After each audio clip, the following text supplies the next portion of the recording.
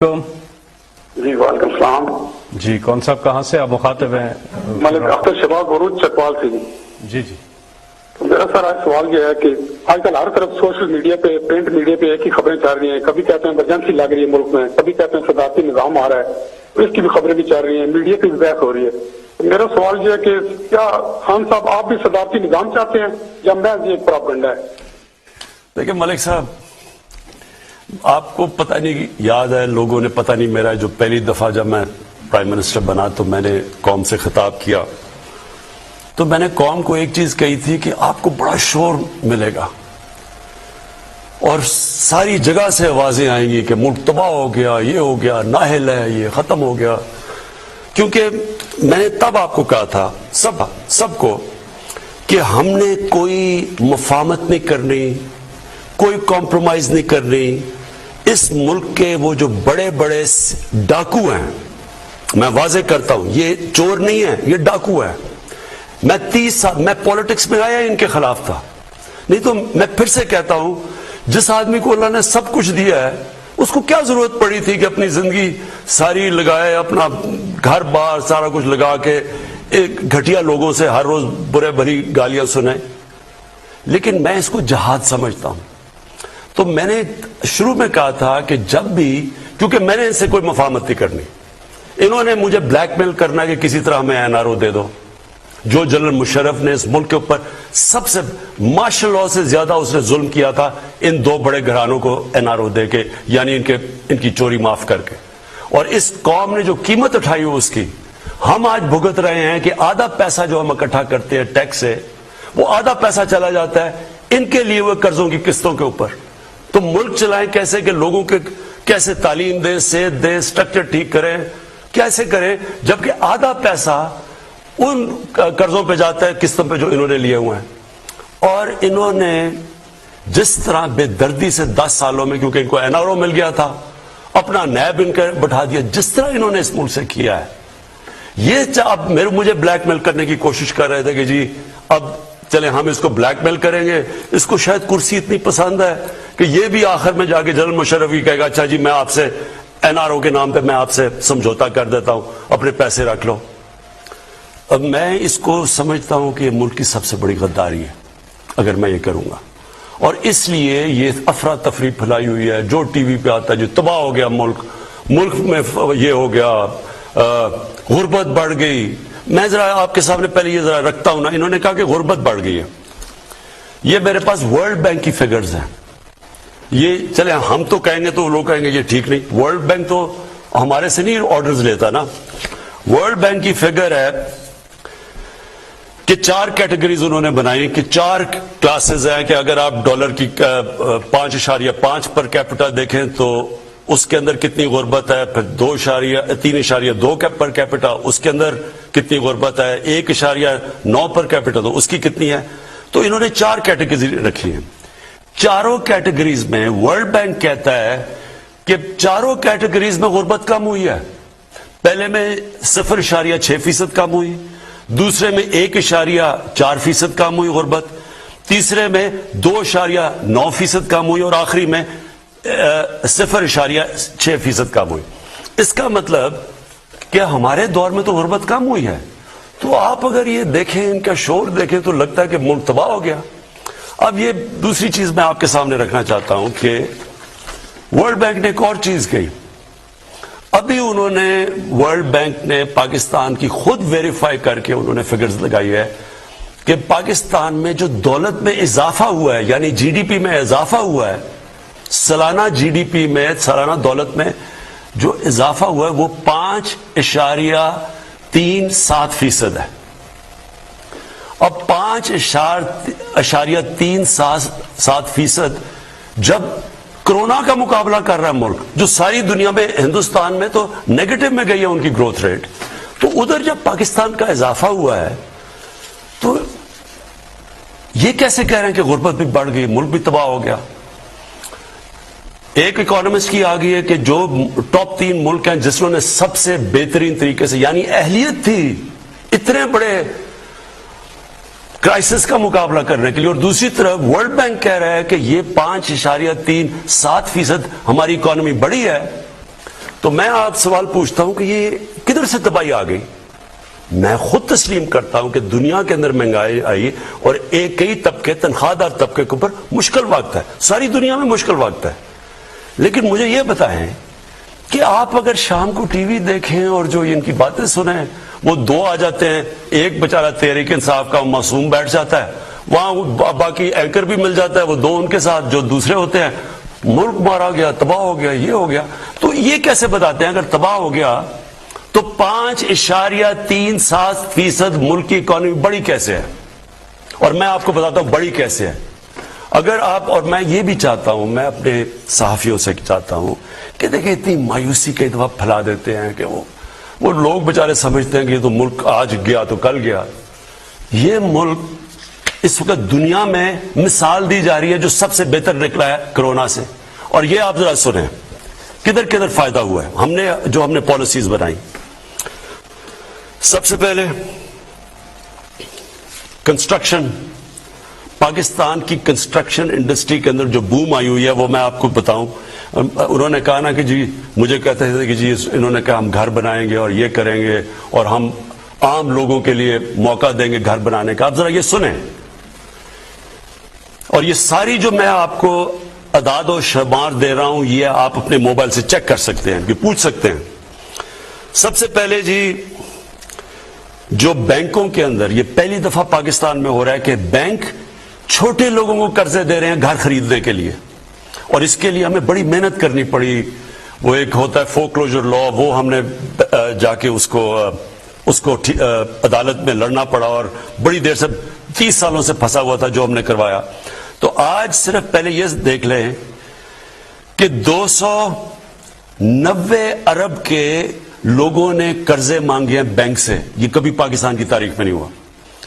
اس میں سے 123 جو اپلیکیشنز ہیں وہ بینکوں نے اپروو کر دیے، پرائیویٹ بینکس ہیں. اس میں سے 40 ارب روپیہ دے چکے ہیں لوگوں کو اپنے گھر بنانے کے لیے. یہ وہ لوگ ہیں جو کبھی سوچ نہیں سکتے تھے اپنا گھر بنانے کے لیے کیونکہ وہ کرائے کے گھروں میں رہ رہے تھے. اب جتنا وہ کرایہ دیتے ہیں اتنی وہ آپ قسطیں دے رہے ہیں اپنا گھر بنانے کے، جو ساری دنیا کے اندر جو آپ قرضہ دے کے اپنے گھر لیتے ہیں، جس کو مورگیج فائنانسنگ کہتے ہیں انگریزی میں، وہ پاکستان میں پہلی دفعہ شروع ہو گئی ہے. اب عام تنخواہ دار طبقہ اپنا گھر بنا سکے گا. پہلی چیز، ہماری جو گورنمنٹ کی منسٹری ہے 45,000 گھر یونٹس بن رہے ہیں اس وقت. 45,000 گورنمنٹ کے جو یونٹس اس وقت ہم بنا رہے ہیں، اور یہ ہماری اسکیم تھی. پرائیویٹ سیکٹر کے اندر اب یہ سننے والی بات ہے، کیونکہ ہم نے کنسٹرکشن میں بڑی لوگوں کو چھوٹ دی، ہم نے ان کو انسینٹیوائز کیا، ان کے لیے ان کے رکاوٹیں دور کی. 324 پروجیکٹس ہیں کنسٹرکشن انڈسٹری میں، اور اس میں 30 لاکھ گھر بن رہے ہیں. 324 پروجیکٹس ہیں، 30 لاکھ اس وقت گھر کنسٹرکٹ ہو رہے ہیں. اس سے آپ یہ سمجھ جائیں کہ جو آپ سوچیں کہ جب گھر بنتا ہے تو اس کے گھر کے اوپر 30 انڈسٹری اس کے ساتھ ہوتی ہے، یعنی کسی نے دروازہ لونا، کسی نے لاکس بنانے ہوتے ہیں، ٹائلز وغیرہ وغیرہ، 30 انڈسٹریز. تو آپ سوچیں کہ اس سے اس ملک میں گروتھ ریٹ تو اس لیے بڑھی ہے، اکنامک ایکٹیویٹی بڑھتی ہے تو گروتھ ریٹ بڑھتی ہے. اس کے بعد آپ کسانوں پہ آ جائیں.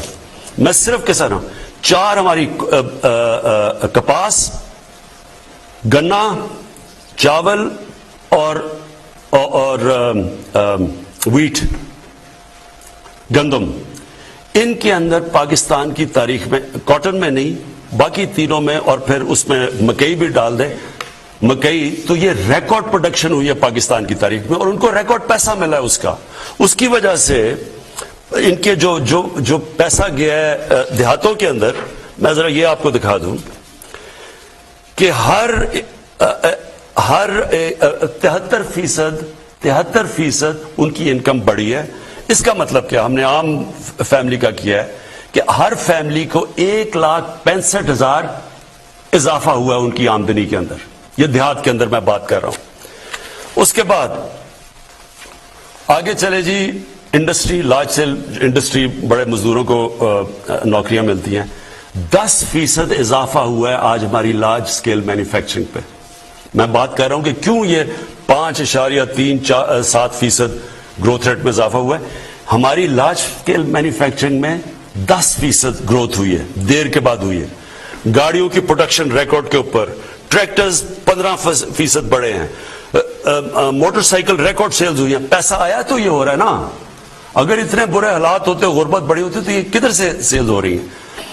پاکستان کی ٹیکس کلیکشن تاریخ میں کبھی اتنا ٹیکس اکٹھا نہیں ہوا۔ 6000 ارب انشاءاللہ ہم ٹیکس اکٹھا کریں گے، اور میں آپ کو انشاءاللہ میں نے وعدہ کیا تھا کہ ہم 8000 ارب روپیہ پاکستان سے میں ٹیکس اکٹھا کروں گا، انشاءاللہ اس سے بھی آگے جائے گا۔ جو اب ہم جو آٹومیشن لے کے آ رہے ہیں، ٹیکنالوجی لے کے آ رہے ہیں، ٹیکس بیس بڑھا رہے ہیں۔ اچھا، پھر کارپوریٹ سیکٹر آ جائیں، جو بڑی بڑی بزنسز ہیں، ان کی پروفیٹیبلٹی جو میں نے کہا کہ ان کو میں آپ کہوں گا کہ آپ مزدوروں کی تنخواہ بڑھائیں، انہوں نے 930 ارب روپے کا فائدہ ہوا ہے۔ انہوں نے یہ 2021 کے سال میں ان کی پروفٹ بڑھے ہیں، ان کی پروفٹس میں اضافہ ہوا ہے۔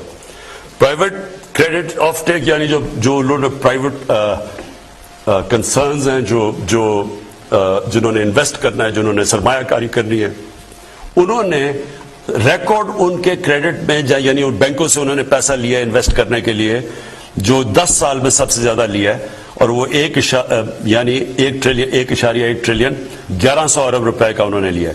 ہمارا آئی ٹی سیکٹر، جو فیوچر ہے وہ آئی ٹی کی ہے، اور پہلی دفعہ ہم نے انسینٹیوز دیے آئی ٹی سیکٹر کو۔ ان کی 2 ارب سے 3.5 ارب ڈالر کی ایکسپورٹس بڑھی ہیں، حالانکہ یہ کچھ نہیں ہے، 47% انکریز ہوئی ہے، لیکن جو ہم اب ان کی مدد کر رہے ہیں، انسینٹیوز دے رہے ہیں، فیوچر یہ ہے انشاءاللہ یہ سب سے تیزی سے بڑھے گا۔ ایکسپورٹس ہماری ریکارڈ ایکسپورٹس ہوئی ہیں، ہماری اس وقت 31 ارب ڈالر کی ایکسپورٹس ہیں، جو ریکارڈ ہے۔ میں سمجھتا ہوں یہ بہت کم ہے، لیکن ہم پورا زور لگا رہے ہیں، کیونکہ ملک تو تب ترقی کرے گا جب ایکسپورٹس بڑھیں گی، اس کے اوپر پورا زور لگایا ہوا ہے۔ اور ریمیٹنسز، جو بیرون ملک پاکستانی، انہوں نے سب سے زیادہ پیسہ بینکوں کے تھرو اس باری بھیجا، 30 ارب سے زیادہ، 30 ارب ڈالر سے زیادہ۔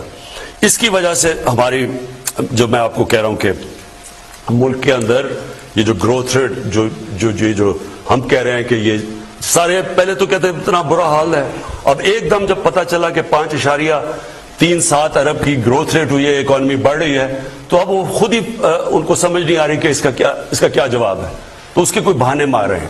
میری پھر سے اپنی میڈیا سے، لوگوں سے میری آپ سے ریکویسٹ ہے کہ دیکھیں، تنقید بہت ضروری ہوتی ہے ایک ملک کے لیے، اور میں پھر سے کہتا ہوں، میں 50 سال سے میں تو پبلک آیا میں ہوں، میں تو تنقید سنتا آیا ہوں، اور تنقید کو ایک اچھی چیز ہوتی ہے، لیکن ایک پروپیگنڈا ہوتا ہے، ایک فیک نیوز ہوتا ہے، جو جان کے فیک نیوز کے ذریعے ایک ملک میں یہ جو مایوسی پھیلائی جا رہی ہے، جی تباہ ہو گئے، مارے گئے، جی ملک ختم ہو گیا، یہ وہ لوگ ہیں جو مافیاز ہیں۔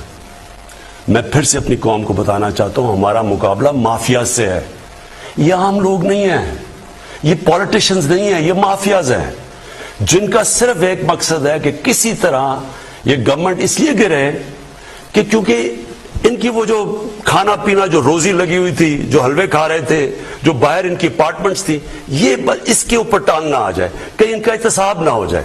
اور یہ بیٹھ کے، اور اس کے اندر میڈیا میں لوگ بیٹھے ہوئے ہیں، افسوس سے کہنا پڑتا ہے کہ وہ ان کے ساتھ مل کے مسلسل مایوسی پھیلا رہے ہیں۔ تو ان سے میں آج یہ پوچھتا ہوں کہ اس کا کیا جواب ہے، کہ آپ نے تو جو جس طرح کی مایوسی پھیلائی ہے، بتائیں کہ یہ گروتھ ریٹ 5.37% کی کیسے ہوئی ہے؟ اور یہ ہم نہیں کہہ رہے، یہ ورلڈ بینک کہہ رہا ہے۔ یہ جو ساری میں نے سیکٹرز کے اندر گروتھ ہو رہی ہے، یہ بڑھ رہے ہیں، یہ کیسے ہو رہا ہے؟ اگر یہ اتنے برے حالات تھے تو یہاں تو آج بینکرپٹ ہونا چاہیے تھا لوگوں کو، اس وقت تو لوگ بے روزگاری بڑھنی چاہیے تھی، روزگار بھی بڑھ رہا ہے، غربت بھی کم ہو رہی ہے، ملک کی دولت میں بھی اضافہ ہو رہا ہے، ٹیکس کلیکشن بھی بڑھ رہی ہے، ایکسپورٹس بھی بڑھ رہی ہیں، تو یہ مایوسی کس چیز کی ہے؟ اور پھر بلومبرگ ایک میگزین ہے جو کہ پھر سے میں کہتا ہوں ساری دنیا میں اکانومیز کو، ہر ملک کی اکانومی کے اوپر تبصرہ کرتی ہے، وہ کہہ رہی ہے کہ پاکستان کی جو اب اکانومی ہے وہ سسٹینیبل راستے پہ چلی گئی، اور آگے انہوں نے پریڈکٹ کیا ہے کہ ملک صحیح طرف آگے جا رہا ہے، ہم تو نہیں کہہ رہے۔ تو میں اس لیے اپنے لوگوں سے ریکویسٹ کروں گا کہ بیلنس کریں، تنقید تو اچھی ہوتی ہے، لیکن ساتھ ساتھ یہ بھی تو بتائیں، اس کا بھی تو بتائیں کہ یہ جو ملک میں فائدے ہو رہے ہیں۔